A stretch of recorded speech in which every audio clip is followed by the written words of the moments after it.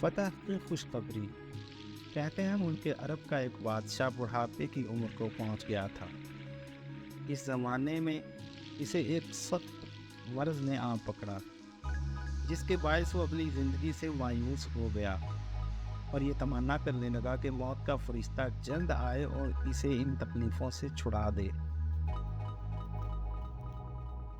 انہی ایام میں محاذ جنگ سے ایک سپاہی نے اس کی خدمت میں حاضر ہو کر اسے خوشخبری سنائی کہ حضور کی اقبال جابری سے ہماری فوج نے دشمن کو شکست دے کر فلاں علاقے پر قبضہ کر لیا اور اس علاقے کے باشندے سچے دل سے حضور کے فرما بردار بنی رہے۔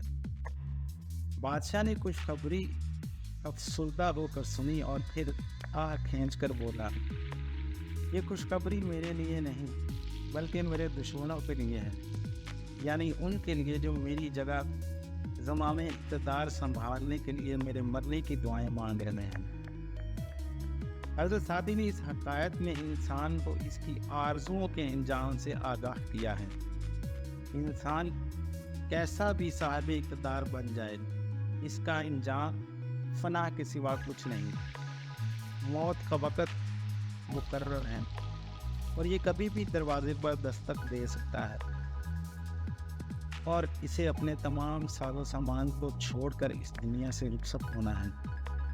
اور اس وقت محسوس کرے گا انسان جب موت اس کے سامنے کھڑی ہوگی کہ اس کی تمنا اور اس کی خواہشیں محض اس کے لیے ایک